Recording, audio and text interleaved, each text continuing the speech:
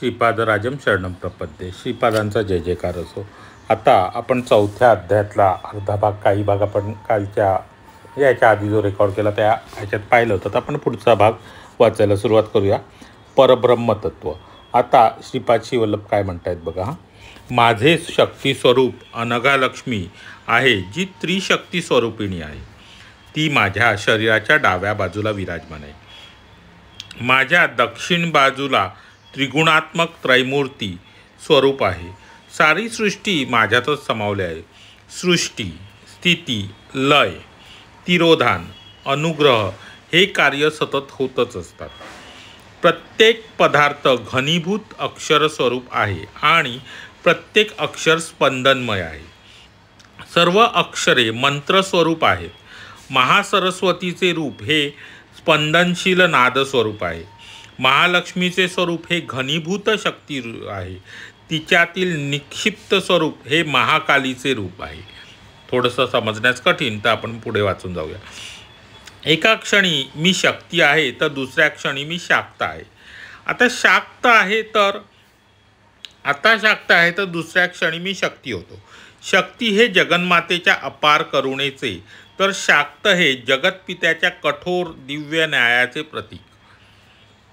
माझे हे पितृस्वरूप अतिशय निष्ठुरपणे अशी आज्ञा देत आहे की आपापल्या कर्माची फळे भोगलीच पाहिजेत. तसेच माझे माता स्वरूप दीन आणि शरणागत भक्तांना दया आणि करुणा दाखवण्याची प्रेरणा देते.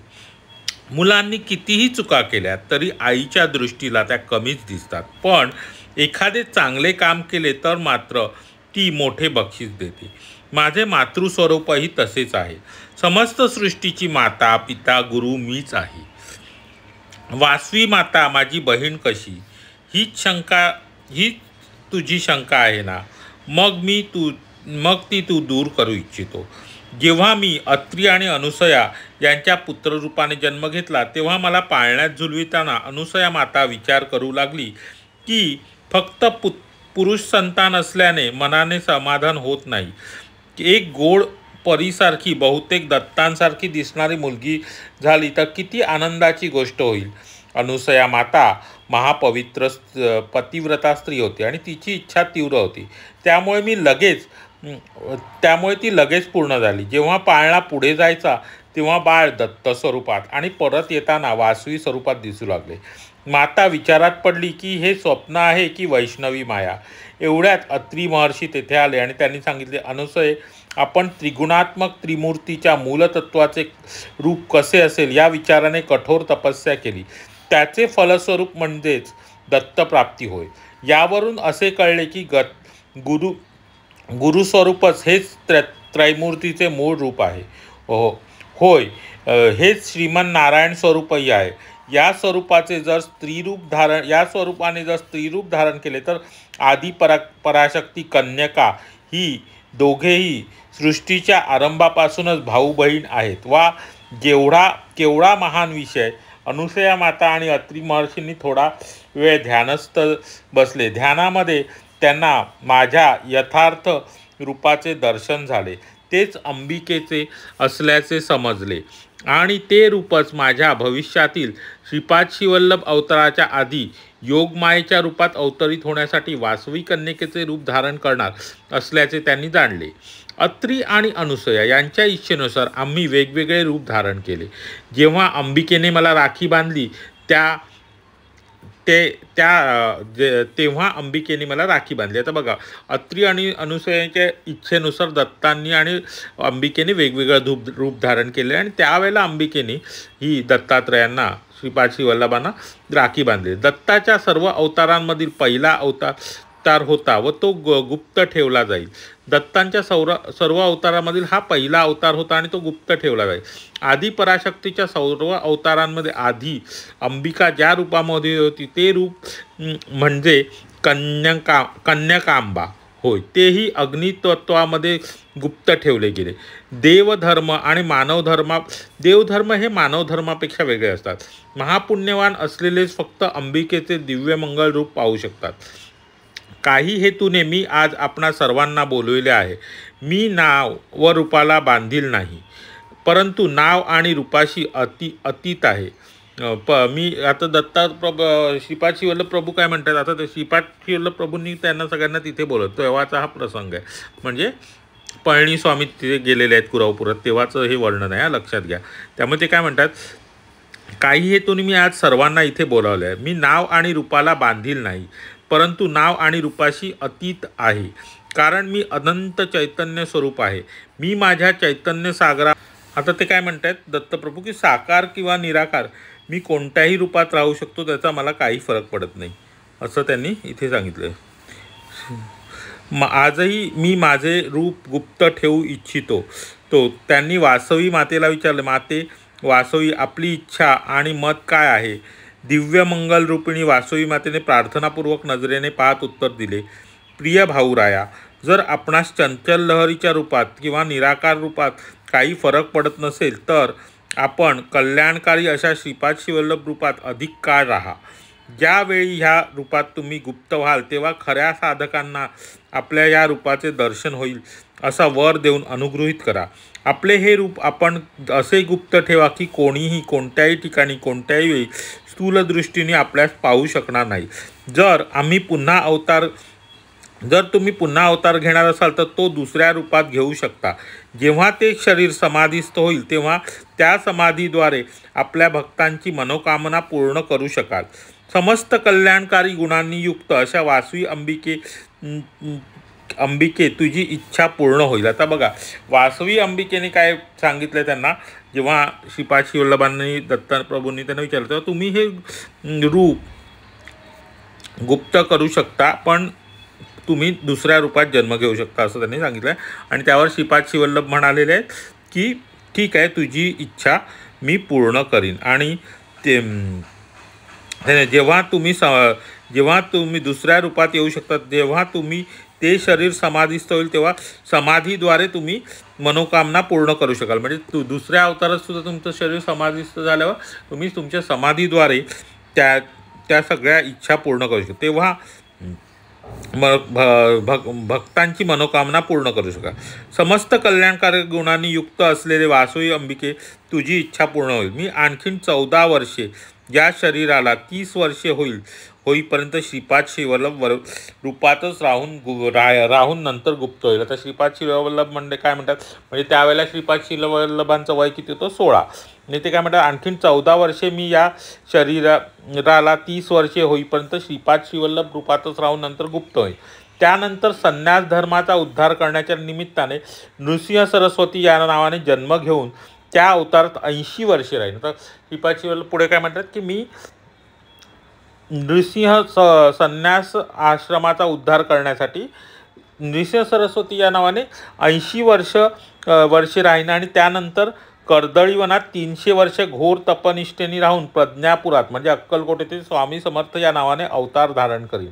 आता इथे परत ते काय म्हणतात की ते नृसिंह सरस्वती हे रूप जेव्हा घेणार आहेत तेव्हा ते 80 वर्ष त्या रूपात राहून नंतर मग कर्दळीवनात 300 वर्ष घोर तपश्चर्या करून नंतर अक्कलकोटमध्ये स्वामी समर्थ या नावाने नाव धारण करीन. अवधूत आणि सिद्ध पुरुषांच्या रूपाने अपरमित दिव्य गुणांनी अगाध लीला आणि चमत्कार करीन.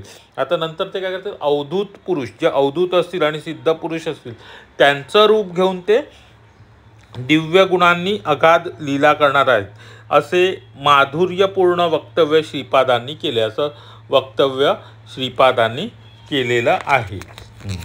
परदेशी व्यक्ती स्वामींचा अनुग्रह आणि नामकरण. काही वेळ ध्यानस्थ बसल्यावर श्रीपादजींनी विरूपाक्षाला बोलविले आणि म्हणाले, बाळ विरूपाक्ष, एक गोरा माणूस अनेक संकटांचा सामना करीत माझ्या दर्शनासाठी कुरावपूरला आला आहे. त्याला हा स्वर्णमय दिव्य प्रसाद इतर कुणाच्या दृष्टीस पडत नाही, म्हणून तो मला शोधत इथे तिथे भटकत आहे. तू जाऊन त्याला इथे घेऊन ये. एवढ्या लहान व अपरिचित अशा द्वीपावर कसा आला या विचाराने मी सुन्न झालो. विरूपाक्ष त्याला घेऊन आला. श्रीपादजींना पाहताच त्याच्या चरणावर पडून हमसून रडू लागला. प्रभूंनी त्याला मोठ्या प्रेमाने उठवले. त्याच्या नेत्राद्वारे करुणामृत वाहू लागले. अनंत शक्ती आणि अनंत प्रेम या दोघांचे निराळे मिश्रण हे त्याचे रूप आहे. कोट्यावधी मातांच्या प्रेमापेक्षा अधिक प्रेम त्याच्या मनात आहे. श्रीपादजींनी त्याला जॉन म्हणून हाक मारली आणि बोलाविले. त्याच्या नजरेत नजर मिसळून ते त्याच्याकडे पाहत होते, जणू काही नेत्रदीक्षाच देत होते. त्याच्या भ्रूमध्यामध्ये त्यांनी स्पर्श केला. त्या पवित्र स्पर्शाने त्याला दिव्य अनुभूतींचा प्रत्यय आला. तिथे असलेल्या सगळ्यांना आकाशात पाहावयास सांगितले. डोळे दिपवणाऱ्या प्रकाशाने आकाशात देवनागरी लिपीमध्ये एक मोठी संख्या दिसू लागली. ती संख्या चित्रगुप्ताची ज्ञानसंख्या होती. येणाऱ्या शतकामध्ये या संख्येला फार महत्त्व येईल अशी ती संख्या होती. आता बघा, आता हा जो भाग आहे ना तो नीट ऐका. काही वेळ ध्यानस्थ बसल्यावर काय झालं, श्रीपादजींनी विरूपाक्षाला आज्ञा केली. काय विरूपाक्षाला आज्ञा केली की बाळ विरूपाक्ष, एक गोरा माणूस इथे आलेला आहे, तो खूप संकटांचा सामना करत तिथे आलेला आहे, तर तू त्याला घेऊन ये. आणि त्या गोऱ्या माणसाचं नाव जॉन होतं. आता हा जॉन हा खूप लांबून आलेला होता. कुठून बरं आला होता, कुणाच्या दृष्टीने, आणि तो जेव्हा विरूपाक्ष त्याला घेऊन आला तेव्हा तो जॉन प्रभूंच्या चरणावर पडून हमसाहमशी रडू लागला आणि त्यांच्या नेत्राद्वारे अगदी अश्रू वाहू लागले. त्या अश्रू हे अनंत शक्ती आणि अनंत प्रेम या दोघांचे मिश्रण असे त्या अशेचे रूप होते जे अश्रू वाहत होते. आणि कोट्यावधी मात्यांच्या प्रेमापेक्षा, आता एका माईचं प्रेम किती असतं त्याची तर आपण कधीच जगात म्हणतो ना, आईच्या प्रेमाला कशाची तुलना, तर कोट्यावधी मातांच्या प्रेमापेक्षा अधिक प्रेम त्यांच्या मनात होते. कोणाच्या? श्रीपाद वल्लभाचे. त्यांनी त्या व्यक्तीला जॉन म्हणून हाक मारले आणि नंतर त्याच्या भ्रूमध्यामध्ये स्पर्श केला आणि आकाशाकडे बघितलं. एक आकाशामध्ये जी संख्या दिसली ती संख्या आता मी फक्त वाचतो, खूप मोठी संख्या आहे. 170, 141, 11, 83, 46, 0, 46, 9, 23, 17, 316, 730, 371, 700, 588, 410, 572, 7. म्हणजे हा असं 3 अंकी नाही आहे, ती मोठी संख्या. मी फक्त तुम्हाला ती संख्या एक असं वाचायला गेलं तर 1, 7, 0, 1, 4, 1, 1, 8, 3, 4, 8, 0, 4, 6, 9, 2, 3, 1, 7, 3, 1, 6, 8, 7, 3, 0, 3, 7, 1, 6, 5, 8, 8, 4, 1, 0, 5, 7, 2, 7. म्हणजे आता विचार करा, ह्या एकच अंक आहे, एवढी मोठी ही संख्या आहे. आणि ही संख्या म्हणजे काय, तर ही विश्वसंख्या आहे, ज्याचा अर्थ आणि अंतरार्थ सर्व पदार्थ विज्ञानांमध्ये संशोधन करणाऱ्यांनाच फार बुद्धिमत्तेनुसार अवगत होईल. म्हणजे असं आहे. श्रीपादजी तेलुगू भाषेमध्ये बोलत होते. बघा, श्रीपादजी तेलुगू भाषेमध्ये बोलत होते आणि जॉनला ते समजत होते. तो जर्मन भाषेमध्ये बोलत होता. श्रीपादजी तेलुगू भाषेमध्ये उत्तर देत होते. किती अजब गोष्ट आहे, त्यांच्या सहवासातील प्रत्येक क्षणमध्ये एक नवीन अनुभव होता, नवीन अनुभूती होती. सर्व प्रकारचे ज्ञान विज्ञान त्यांच्या अधीन आहेत. श्रीपादजींनी आम्हाला सांगितले, मी तेलुगूमध्ये बोलत आहे तरीही जॉनला जर्मन भाषेत समजत आहे. माझी प्रत्येक गोष्ट जर्मन भाषेत अनुवादित होऊन त्याला ऐकू येत आहे. माझ्या भक्तांसाठी मी काहीही करू शकतो. असे कोणतेच काम नाही जे मी करू शकत नाही. असे कोणतेच ओझे नाही जे मी उचलू शकत नाही. आणि अशी कोणतीच समस्या नाही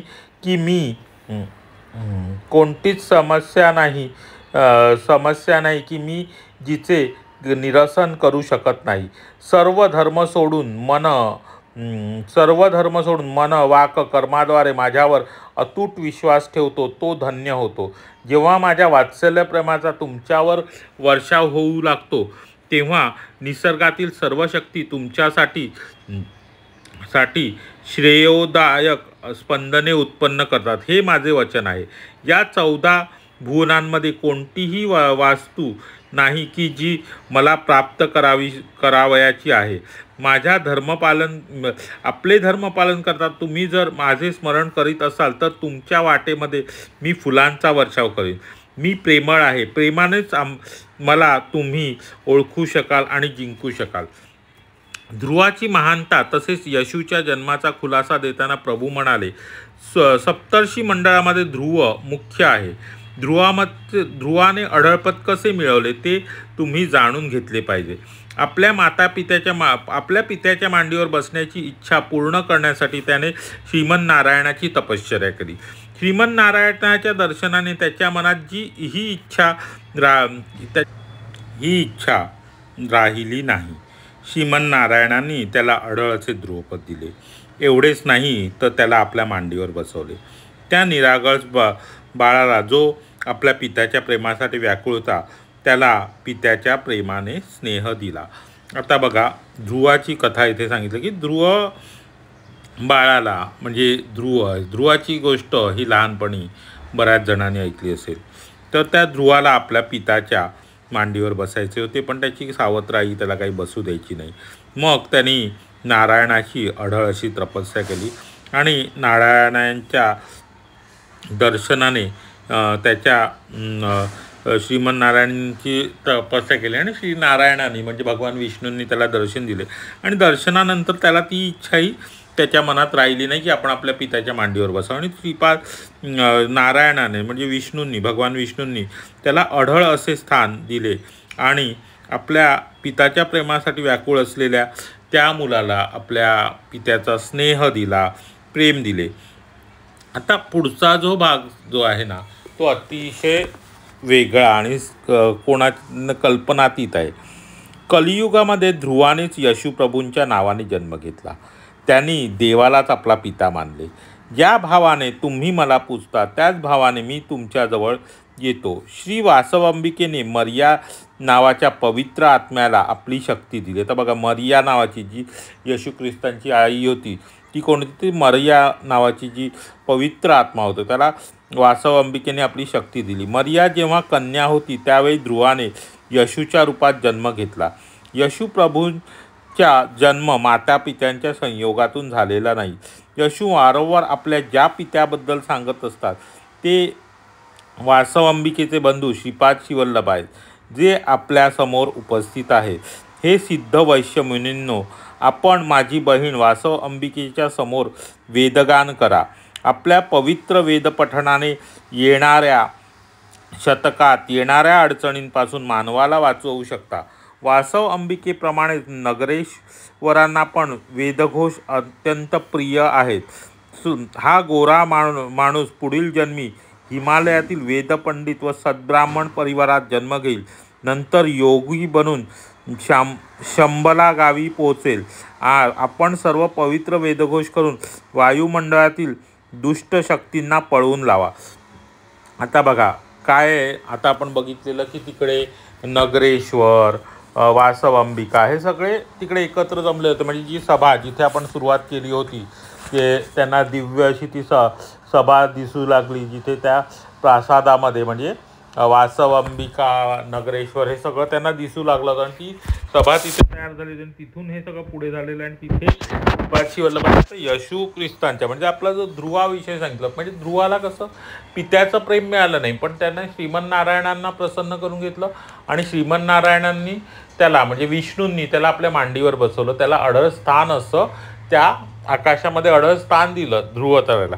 आणि ह्याच ध्रुवाने पुढे यशू म्हणून जन्म घेतला. मर्या या पवित्र आत्म्याला वासवांबिकेने आपली शक्ती दिली आणि कन्या रूपात असताना तिच्या पोटी यशूनी जन्म घेतला. आणि यशू हे बाळ असं जे माता पित्यांच्या संयोगातनं जन्माला आलेलं असं बाळ नाही. आणि त्यामुळे ते वारंवार ज्या पित्याचा, आता माझ्या परमपित्याच्या आज्ञेने जर कोणी आता त्या धर्माचं काही वाचलं किंवा काही पाहिलं तर ते म्हणत, ज्या परमपित्याविषयी जे सतत येशू ख्रिस्त म्हणत असतात तो परमपिता म्हणजे कोण, तर श्रीपाद श्रीवल्लभच आहेत असा स्पष्ट उल्लेख इथे केलेला आहे.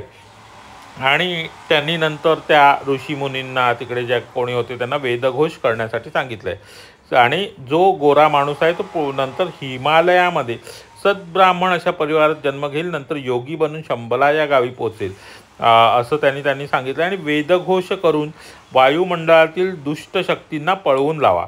आता वायुमंडळात जर काही दुष्ट शक्ती असतील तर त्यांना पळवून लावण्याचं काम हे त्यांनी तिथल्या सिद्ध वैश्य मुनींनी वेदपाठ समाप्त झाला. त्यानंतर वासवांबिका, नगरेश्वर, कुसुमश्रेष्ठी दंपती सिद्ध वैश्य मुनी अग्निकुंडात प्रवेश करून अंतर्धान पावले. आता ज्या वेळेला त्या सिद्ध मुनींचा म्हणजे ज्या अग्निकुंडातनं ते अग्निकुंड पेटवल्यानंतर ते बाहेर आलं त्या अग्निकुंडामध्येच त्यांनी वासव अंबिका नगरेश्वर कुसुमश्रेष्ठी दंपती म्हणजे दोघं जण या आणि सिद्ध वैश्यमुनी या सगळ्यांनी त्या अग्निकुंडामध्ये प्रवेश करून ते अंतर्धान पावले. श्रीपाद श्रीवल्लभ प्रभूंनी काय केलं तर याला आशीर्वाद दिला. कोणाला? जॉनला आशीर्वाद दिला. जॉन म्हणाला श्रीपादांजींचे जीवनचरित्र ग्रंथस्थ केले तर किती बरे होईल. स्वामी म्हणाले येणाऱ्या शतकांमध्ये श्रीपाद श्रीवल्लभजींच्या चरित्रामृताचा जर्मन भाषेमध्ये अनुवाद केला जाईल. नंतर जॉनला निरोप देऊन मला स्थूल शरीरात प्रवेश करण्याची आज्ञा करून स्वामी स्वतः प्रयाग संगम तीर्थामध्ये अंतर्धान पावले. आता बघा ही जी अद्भुत घटना गेली तेव्हा त्यांनी जॉनला निरोप दिला आणि ह्यांना कोणाला पळणी स्वामींना त्यांच्या स्थूल शरीरामध्ये प्रवेश करण्यास सांगितले आणि ते पुन्हा अंतर्धान झाले. आज 25/5/1336 शुक्रवार परमदिवस आहे बेटा. शंकरा ध्यानामध्ये तुझी अनुभूती कशी होती? आता कसं होतं त्यावेळेला सगळे ध्यानाला बसले होते. तर आधीच माधव नंबूद्रीने आपला अनुभव सांगितला. तर पळणी स्वामींनी त्यांचा अनुभव सांगितला आणि त्यांच्या ध्यानामध्ये त्यांना जे जे काही दिसले ते त्यांनी इथे सांगितले. आणि आता ते शंकराला विचारलं की शंकरा तुझा अनुभव कसा होता? मी जो अनुभव सांगितला तर स्वामी आणि मग शंकर भटाने आपला अनुभव सांगितला. स्वामी मी माझ्या ध्यानामध्ये एका यवनवेशधारी संन्यासाला पाहिले. ते सतत अल्लाह मालिक बोलत होते. ते एका कडुलिंबाच्या झाडाखाली बसले होते. त्यांचे वय साधारणतः 16 वर्षाचे होते. त्यांच्या दर्शनासाठी आलेल्या भक्ताला ते सांगत होते की ते नानकपंथी मुसलमान आहेत. तसेच दुसऱ्या भक्ताला सांगत होते की ते भारदाज गोत्रिक सद्ब्राह्मण आहेत. तर कुणाला सांगत होते की हे माझे गुरुस्थान आहे. इथे गुरुवारी शुक्रवारी पूजा करणारे भाग्यवान आहेत. युवक संन्यासाच्या दर्शनामध्येच माझे ध्यान संपले.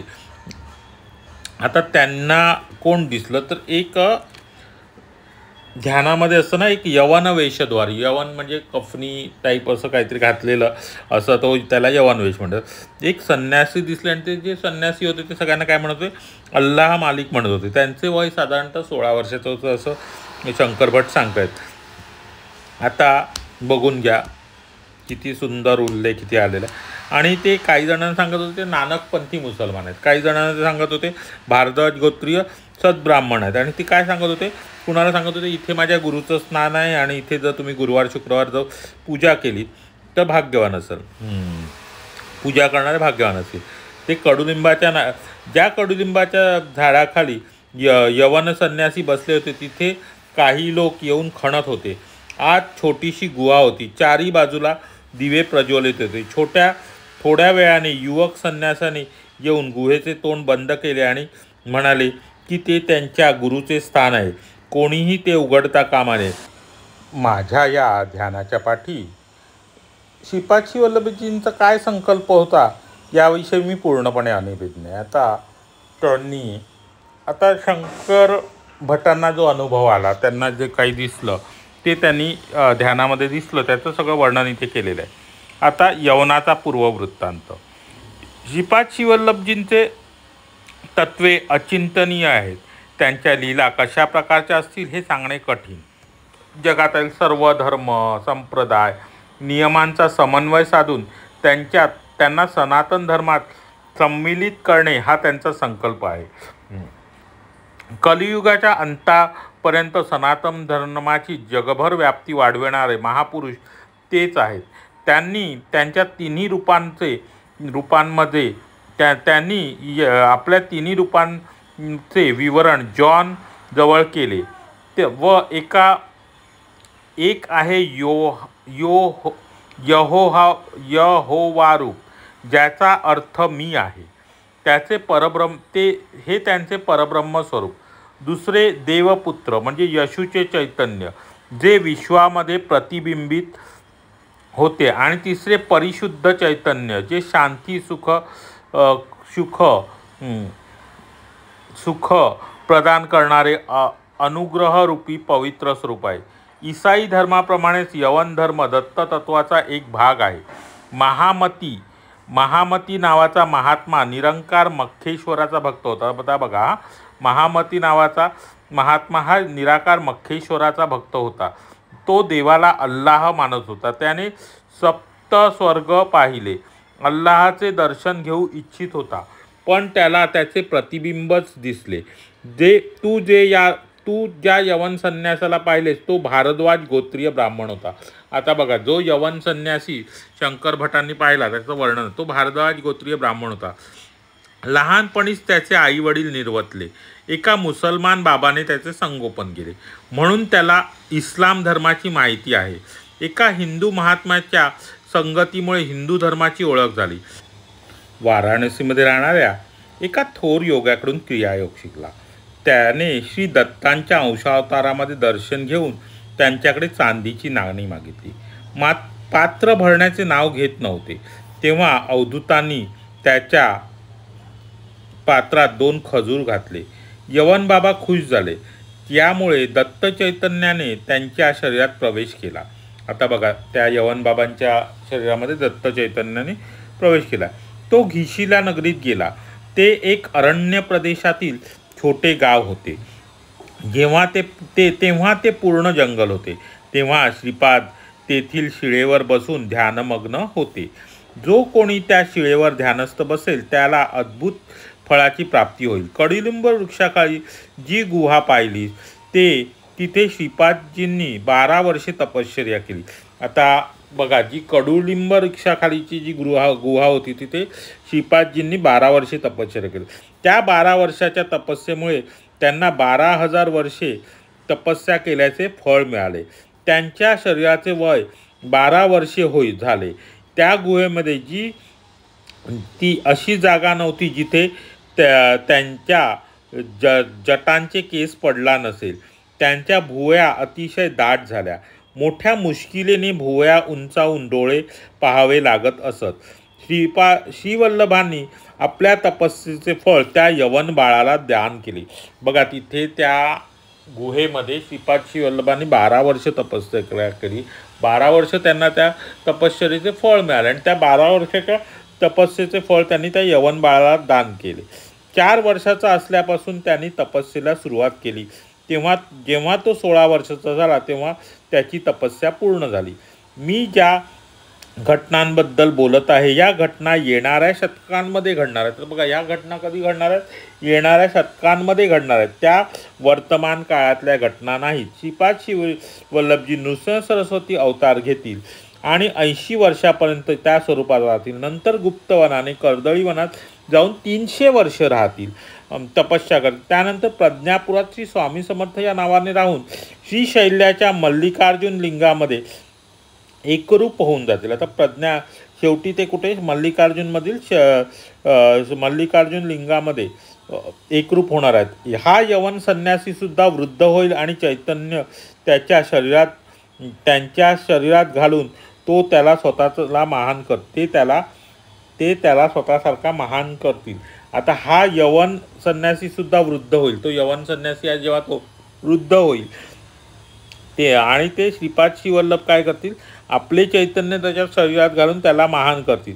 आणि हा यवन संन्यासी दुसरा तिसरा कोणी नसून ते म्हणजे कोण? तर आपल्या शिर्डीचे साईबाबा. इथे हा शिर्डीच्या साईबाबांच्या अवताराविषयी माहिती, म्हणजे जे शंकर भटांना दिसले ते कोण होते? यवन बाबा म्हणजे कोण? शिर्डीचे साईबाबा. आता साईबाबा हिंदू होते का मुसलमान होते काय, असं अनेक वेळा चर्चा. त्या सगळ्याचं यथोसांग उत्तर इथे वरच्या ह्याच्यामध्ये आलेलं आहे. प्रिय शंकरा, गुहेमध्ये जे 4 नंदादीप तू पाहिले त्यामध्ये बसून श्रीपाद श्रीवल्लभजींनी 12 वर्षे कठोर तपश्चर्या केली. आता जे 4 नंदादीप होते त्यांच्यामध्ये 12 वर्ष तपश्चर्या केली. संपूर्ण जगाची 16 भागात विभागणी करून ब्रह्म्याचे 4 पाद त्याद्वारे सूचित केले. आता हे थोडंसं कठीण आहे त्यामुळे ते आपण वाचून घेऊया.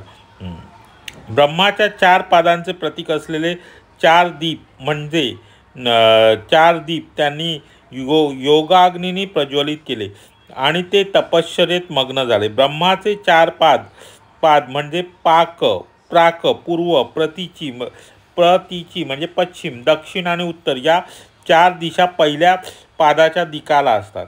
तर उपासनेचे प्रकार प्रकाश प्राप्त होतो.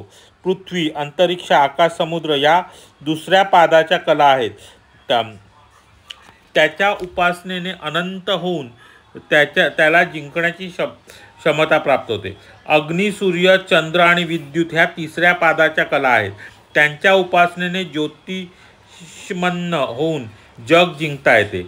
प्राण, चक्षु, श्रोत्र म्हणजे कान आणि मन हे चौथ्या पादाच्या कला आहेत. त्याच्या उपासनेने ऐश्वर्यवान होता येते. एवढेच नव्हे तर असेही म्हटले जाते की प्रत्येक दिशेवर विजय मिळवला तर विशेष फल प्राप्त होते.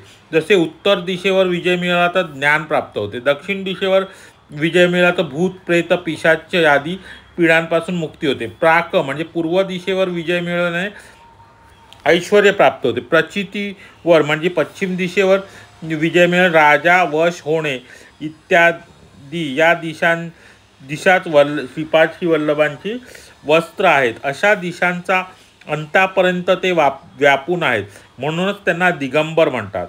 श्री दत्त दिगंबर म्हणजे श्रीपाद वल्लभ प्रभूच होय. त्यांचा स्थूल, सूक्ष्म आणि कारण देहापासून हजारो किरणे आणि कला प्रसारित होतात. काही किरणे त्यांच्या अंशावताराच्या रूपाने येतात. अशा त्यांच्या ठरवून दिलेल्या कर्तव्याची पूर्तता झाल्यावर ते अंश श्रीपादांच्या चैतन्यात विलीन होऊन जातात. ते एकाच वेळी सृष्टी, स्थिती, लय, तिरोधान आणि अनुग्रह करतात. सर्व जगाच्या निर्मितीच्या वेळी दृश्यमान होणाऱ्या स्पंदनांना सृष्टीतत्व असे म्हणतात. त्याचे जतन आणि संरक्षण यांना स्थितीतत्व म्हणतात. त्याचा समूळ नाशाला लयतत्व म्हणतात. या स्पंदनाने पितृस्थानी असलेल्या मूलतत्वामध्ये विलीन होते ते म्हणजे तिरोधान. तर प्राणांच्या प्रती जी करुणा आणि दया ही स्पंदने म्हणजे अनुग्रह तत्व होय. आता बघा काही तत्वांविषयी सृष्टी, स्थिती, लय आणि तिरोधान आणि अनुग्रह ते एकाच वेळी काय करतात. सृष्टी आता काय म्हटलेलं आहे ते वाक्य आपण पुन्हा वाचूया. श्रीपाद वल्लभांच्या चैतन्यात विलीन होतात. ते एकाच वेळी सृष्टी, स्थिती, लय, तिरोधान आणि अनुग्रह करतात. जगाच्या निर्मितीच्या वेळी दृश्यमान होणाऱ्या स्पंदनांना सृष्टी तत्व म्हणजे जेव्हा निर्मिती होत असते तेव्हा जी तत्व निर्माण होतं त्यांना सृष्टी तत्व असे म्हणतात. त्याचे जतन आणि संरक्षण जे करतं म्हणजे पालन करता किंवा पालन जे आपण म्हणतो त्याला स्थिती तत्व असे म्हणतात. त्याच्या समूळ नाशाला लयतत्व आणि जेव्हा ते जगाचं तत्व जेव्हा ते तत्व नाश पावतो त्याला लयतत्व असे म्हणतात. त्याच्या स्पंदनांचे पितृस्थानी असलेल्या मूलतत्वामध्ये जे विलीन होते म्हणजे पितृस्थानी असलेल्या मूलतत्वामध्ये जेव्हा विलीन होतं त्याला तिरोधान असे म्हणतात. आणि प्राण्यांच्या प्रती जी करुणा आणि दया यांची जी स्पंदनं निर्माण होतात ती म्हणजे अनुग्रह तत्व होय. आता हे तत्वांविषयी सांगितले जे आपल्यासारख्या सामान्य माणसांना थोडंफार कळण्यास कठीण आहे. पण सृष्टी, स्थिती, लय, तिरोधान आणि अनुग्रह ही 5 गोष्टी सांगितलेल्या आहेत. आता पुढे काय म्हटलेलं आहे. कलियुगातील माणसे ही धन्य आहेत. केवळ नामस्मरणाने दत्तगुरूंच्या अनुग्रहाची प्राप्ती होईल. आता बघा काय जशी जशी युगे बदलली तसतशी मानवाची शक्ती कमी होत जाईल. त्याच्यासाठी ऋषींच्या प्रार्थनेनुसार परमेश्वर खालच्या स्थायीवर उतरून येईल. शरीरधारी प्रभूचा अवतार म्हणजे संपूर्ण अनुग्रहाचे सूचकच आहे. आता जसजसं युगे बदलत जातील तसतशी माणसाची शक्ती पण कमी होत जाणार. आता आपली शक्ती ही युगायुगांप्रमाणे कमी होत जाते. जशी पूर्वीची जी सत्ययुगातली माणसं होती ती खूप शक्तिमान होती. ऋषीमुनी होते, सिद्ध पुरुष होते, ते शक्तिमान. पण कलियुगात ही आपली शक्ती कमी. काही विषय तसे समजण्यास कठीण तरी पण खूप महत्त्वाचे आहेत. आता आपण कलियुगातील नामस्मरणाचं फळ सांगितले आहे ते सांगितलं. जसजशी युग बदलतील कलियुगामध्ये माणसाची शक्ती कमी होणार आहे आणि मग अशा वेळेला परमेश्वर सुद्धा खालच्या स्थायीवर उतरणार आहे, आपल्याला अनुग्रह करणार. म्हणूनच कलियुगात मानव भाग्यवान आहेत. केवळ स्मरण मात्राने दत्तप्रभूंचा अनुग्रह प्राप्त होईल. मानवाचे पतन होण्यास जेवढे मार्ग आहेत त्यापेक्षा दुप्पट मार्ग श्रीचरणांचा अनुग्रह प्राप्त होण्यास आहे. जे परमसत्य आहे. स्मरण, अर्चन आणि इतर गोष्टींनी श्रीपाद वल्लभ प्रभूंशी अनुसंधान घडते. त्यामुळे साधकाचे पाप, कर्मदोष, अपवित्र विषय वासना संस्कार श्रीपादांच्या चैतन्यात प्रवेश करतात व त्याच्या भक्तांना श्रेयस्कर शुभ स्पंदनांचा लाभ होतो. श्रीचरण त्यांच्या चैतन्यात प्रविष्ट झालेल्या पापराशी कृष्ण प्रभामंडळे पवित्र नदीत बुडून डुबकी मारून नष्ट करतात आणि त्यांच्या योगाग्नीमध्ये त्या पापांचा जाळून भस्म करतात. जे स्वतः तप करून त्या तपाचे फळ त्यांच्या भक्तांना देतात. अशा प्रकारे कर्मसूत्राचे अतिक्रमण न करता ते भक्तांचे रक्षण करतात. त्यांना आवश्यक वाटल्यास काही जड स्वरूपी कर्मफळांचे शोषण करून आपल्या शुभ पद्मकमलांशी शरण आलेल्या भक्तांना विमुक्तीचा प्रसाद देतात. क्षणोक्षणी आपल्या भक्ताच्या कल्याणासाठी अत्यंत भयंकर पद्धतीने ते कर्मांचा ध्वंस करतात. म्हणूनच त्यांच्या पादुकांना शरण जाणाऱ्यांनी की कर्मबंधनातून सुटका होते. आता श्रीपाद वल्लभांच्या पादुकांना जरी शरण केलं तरी त्यांच्या कर्मबंधनाची सुटका होते. पळणीस्वामींच्या वक्तव्यानुसार मी त्यांना माझ्या मनात निर्माण झालेला प्रश्न विचारण्यास साहस केले. स्वामी, 7.5च्या त्रासातून शंकर भटाची सुद्धा सुटका झाली नाही असे ऐकले होते. 7.5च्या त्रासातून शंकराची सुद्धा सुटका झाली नाही असे ऐकले होते. ग्रहांविषयी त्रासातून श्री गुरु सार्वभौम कशा प्रकारे सुटका करतात त्याबद्दल माहिती द्यावी अशी प्रार्थना. बाबा शंकरा, खगोलातील ग्रहांना जीवाशी मित्रत्व किंवा शत्रुत्व असे नसते. आता बघा काय सांगितलं, खगोलातील ग्रहांना जीवाशी मित्रत्व किंवा शत्रुत्व असे नसते. मानव जन्माच्या वेळी त्याच्या प्रारब्ध कर्माला अनुसरून ग्रह महदर्शने जन्म घेतो. महदर्शने जन्म घेतो. त्या ग्रहाच्या गतीला अनुसरून शुभाशुभ फळ त्यास मिळते. ग्रहापासून येणारे सूक्ष्म किरण अशुभ फळ करणारे असल्यास त्याच्या दोषाची निवारण मंत्र, तंत्र, यंत्र या उपायांनी काही फळ न दिल्यास त्याने जप व होमाचा आश्रय घ्यावा. ज्या उपायाने सुद्धा उपशमन न झाल्यास त्या पीडित व्यक्तीने गुरुपादुकांना शरण जावे. तर ग्रहाच्या ह्याच्यासाठी सुद्धा वेगवेगळ्या प्रकारचे उपाय सांगितले आणि त्यांनी सुद्धा शमन नाही झालं तर मग काय करायचं, ते गुरुच्या पादुकांना शरण जायचं आहे. श्रीचरण सर्व शक्ती संपन्न आहेत. चांगल्या आणि वाईट शक्ती असतात. त्या शक्तींकडून निघालेली स्पंदने अनुक्रमे शुभ अशुभ घटना घडून आणतात. जे चांगल्या आणि वाईट शक्ती असतात त्यांच्याकडून जी स्पंदनं जेव्हा निघत असतात ती शुभ आणि अशुभ अशा घटना घडून. प्रत्येक ग्रहास मानव शरीरातील विशिष्ट भागावर ग्रहबाधा असल्यास प्रतिकूल ग्रहाचे अधिपत्य असलेल्या संबंधित शरीराचा अवयव पीडित होतो. विश्व चैतन्यापासून प्रवाहित सूक्ष्म स्पंदनांमुळेच अनिष्ट फळाची प्राप्ती होते. स्पंदनामुळे निर्माण होणाऱ्या आकर्षण किंवा विकर्षणामध्ये बदल होत असतात. सज्जनांचा सहवास असणाऱ्या व्यक्तीस दुर्जन सहवास, नीचकुलीन लोकांशी मैत्री, अकारण कलह, नातलगांचा वियोग, कुटुंबातील सदस्याशी वादविवाद, स्व आकर्षण शक्ती कमी होणे इत्यादी अनिष्ट फळे भोगायला लागतात. स्पंदनांची निरंतर उत्पत्ती होत असते. ते थोड्या कालावधीमध्ये स्थिती अवस्थेत त्या माणसावर प्रभाव पाडण्याचे कार्य करतात. थोड्या कालांतराने ही स्पंदने त्या माणसांना सोडून विधिरित्या प्रभावित होणाऱ्या माणसाच्या शरीरात प्रवेश करतात. कालचक्राला अनुसरून पुन्हा ते फळ देण्यास सुरुवात करतात. देवशक्तींनी जप, तप इत्यादी धार्मिक व्रतांमध्ये अनुसरण केल्यास ग्रहांची तीव्रता काही प्रमाणात कमी होते. ऋषी विश्वकल्याणाची इच्छा करून विविध प्रकारचे यज्ञ करीत असतात. त्यांच्या तपातून मिळालेली आत्मशक्ती मानवजातीच्या कल्याणासाठी समर्पित करतात. परिणामतः विश्वात उद्भवलेली अनिष्टकारक अशी स्पंदने माणसांना त्रास न देता ती जेथून उद्भवली आहेत तेथेच परत जातात. म्हणजे त्याच्या उगमाच्या बिंदुस्थाना जातात. याला तिरोधान म्हणतात. आता तिरोधान म्हणजे काय, तर काही अनिष्ट अशी स्पंदनं जेव्हा निर्माण होत असतात तर ती स्पंदनं असतात ती जिथून आली आहेत तिथेच परत जातात. आणि ऋषीमुनी काय करतात, ते जे यज्ञ वगैरे हे करतात, ते ते यज्ञ वगैरे कर्म करत असताना ते काय होतं, यज्ञाचा परिणाम, त्या सगळ्या यज्ञाचा परिणाम म्हणून काय होतं तर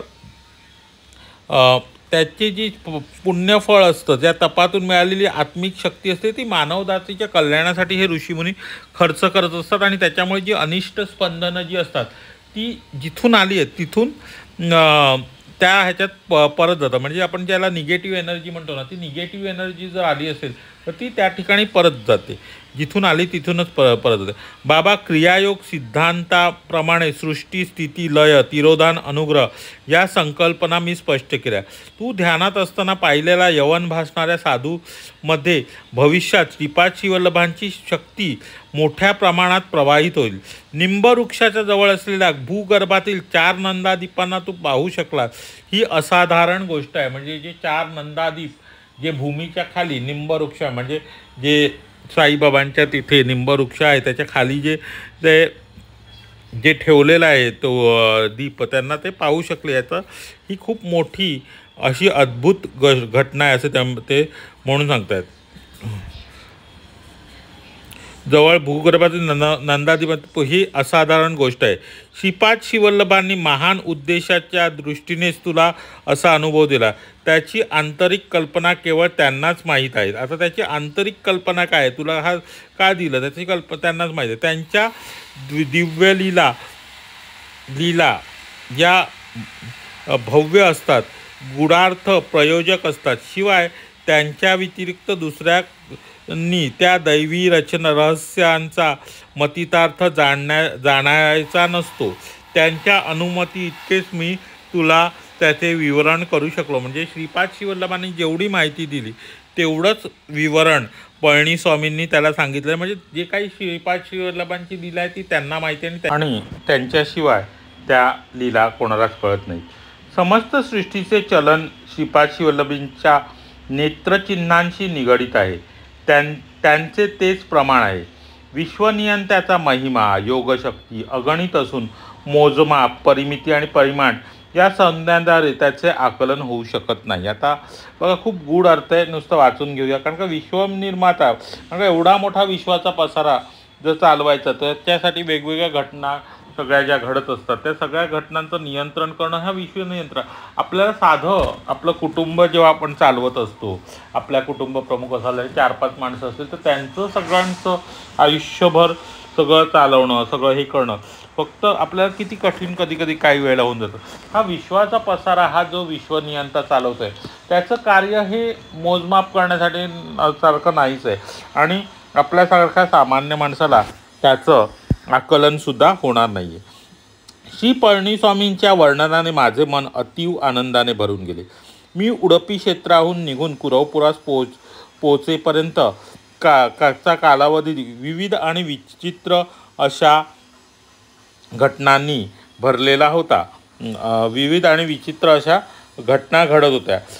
त्या सर्व ग्रंथस्थ करण्यापूर्वी गुरु सार्वभौम्य तत्वाची अनुमती घ्यावी या विचाराने मी श्रीपाद श्रीवल्लभांच्या दर्शनोत्तर त्यांना विनंती करण्याचे ठरले. पुढे ते म्हणतात, श्री पळणीस्वामींनी माझ्या मनातल्या भावनांच्या सहजतेने समजून घेतल्या आणि म्हणाले, तुझ्या मनातील कल्पना मला समजल्या आहेत.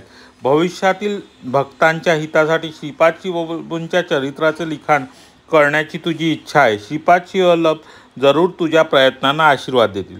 आता ही आजची कथा आहे. आता काही जणांना वाटलं असेल की मी कथा रेकॉर्ड केल्यानंतर मध्ये काही 1-2 दिवस थांबतोय, भाग रेकॉर्ड का नाही करत आहे.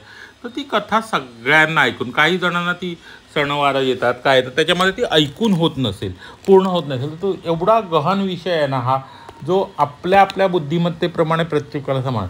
पण जे खरंच कथा ऐकतायत, ज्यांना जे नित्यनियमाने कथा ऐकतायत त्यांना ती मध्ये सणावाराच्या ह्याच्यामध्ये, कारण का आपल्या बऱ्याचशा महिला वर्ग, आपल्या ताई आहेत त्या आता राखी पौर्णिमेला किंवा कुठे आपल्या माहेरी गेल्या असतील आणि त्या व्यस्त असतील, त्यामुळे त्यावेळेला त्यांना ती कथा ऐकता आलीच असेल असं नाही. आणि ज्या मनापासून ऐकतात आणि ज्या कथेची उत्तरं देण्याचा प्रयत्न करतात त्यांच्यासाठी हा मी मध्ये 1-2 दिवसाचा गॅप घेतला होता की आधी सांगितलेली कथा आणि ज्यांची उत्तरं रोज येत आहेत त्यांच्या उत्तराच्या अपेक्षेने मी कधीकधी थांबतसुद्धा आहे.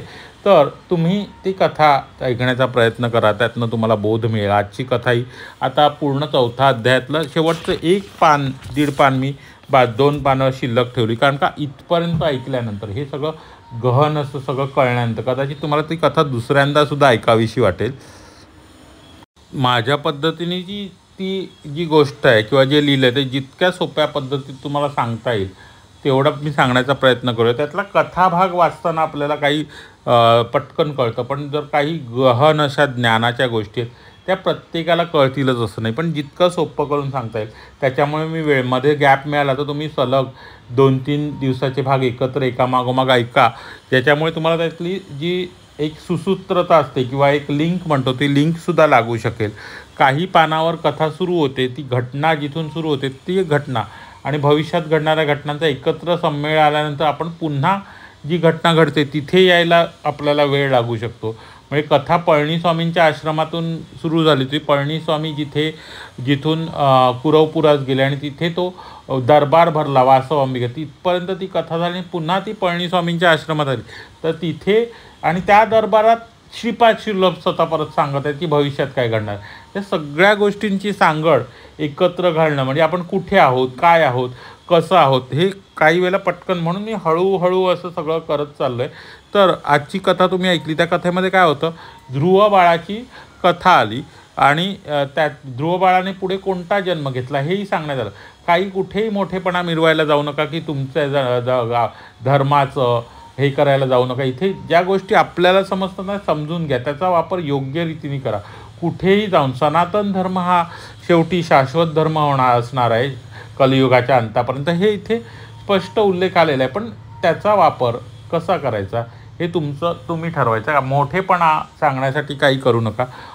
जे अनुभव आले आहेत, तुम्ही या धर्मात जन्माला आला तर तुम्ही त्या धर्मात जे काही आचार विचार सांगते ते तुम्ही त्याचं पालन करण्याचा प्रयत्न करा.